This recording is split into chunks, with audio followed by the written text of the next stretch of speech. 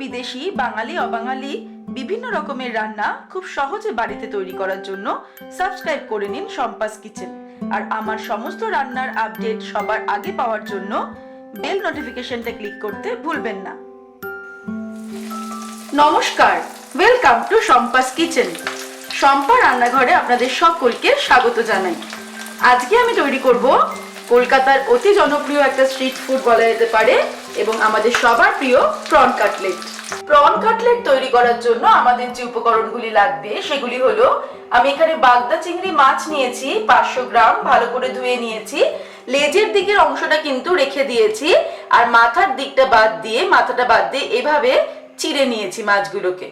আদা বাটা, রসুন বাটা, ধনেপাতা আর কাঁচা লঙ্কা একসঙ্গে বেটে রেখেছি, পাতিলেবুর রস, কর্নফ্লাওয়ার, একটা ডিম, গোলমরিচের গুঁড়ো, ব্রেড ক্রাম্বস, আর এর সঙ্গে লাগবে স্বাদ অনুসারে নুন আর সাদা তেল। প্রন কাটলেট তৈরি করার জন্য সবার প্রথমে আমাদের চিংড়ি মাছটাকে একটু রেডি করে নিতে হবে। আমি সেটা দেখিয়ে দিচ্ছি কিভাবে করতে হবে। চিংড়ি মাছটার খোসা ছাড়িয়ে নিয়ে মাথাটাকে আমরা বাদ দিয়ে দেব। এবারে এই ওপর থেকে আমরা এটাকে একটুখানি চিড়ে দেব, লম্বা লম্বি চিড়ে নিয়ে তারপর এটাকে ছড়িয়ে দেওয়ার পর ছুরির পেছন দিকটা দিয়ে আমরা এটাকে একটুখানি এভাবে চপ করব, যাতে জিনিসটা একটু প্লেন হয়ে যায়। দুপিটে এটা করে নিতে হবে।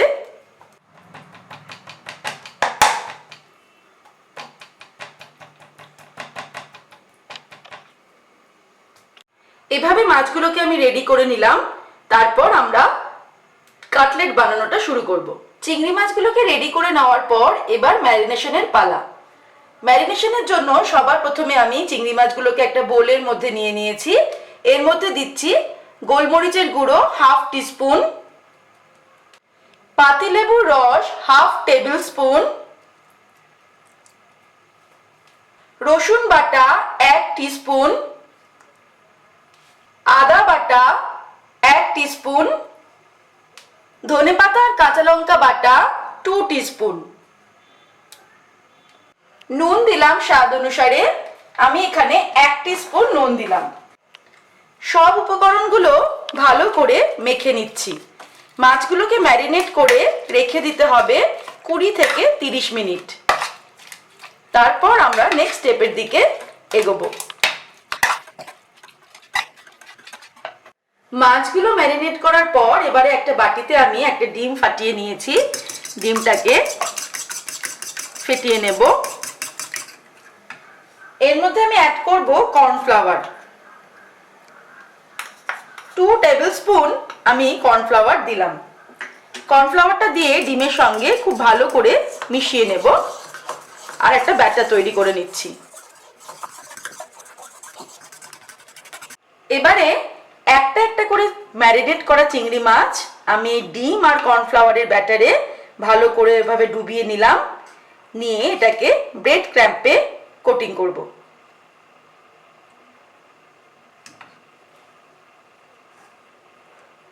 একটু চেপে চেপে আমাদের কোটিংটা করে নিতে হবে।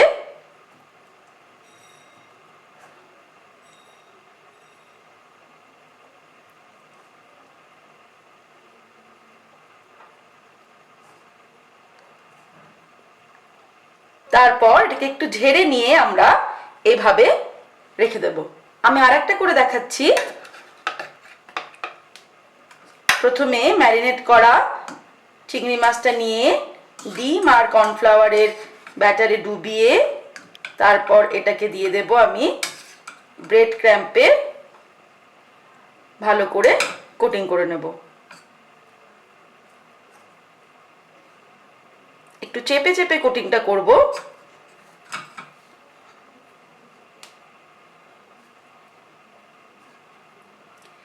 সব মাছগুলো এভাবে আমরা কোটিং কমপ্লিট করে এটাকে ফ্রিজে রেখে দিতে হবে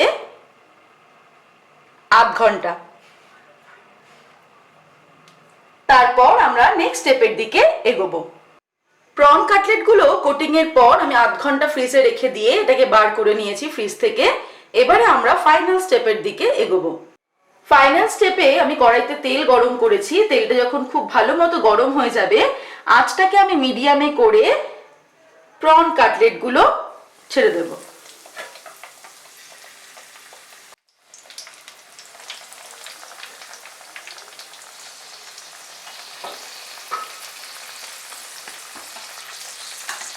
মিডিয়াম আঁচে আমরা প্রন কাটলেটগুলো ফ্রাই করব।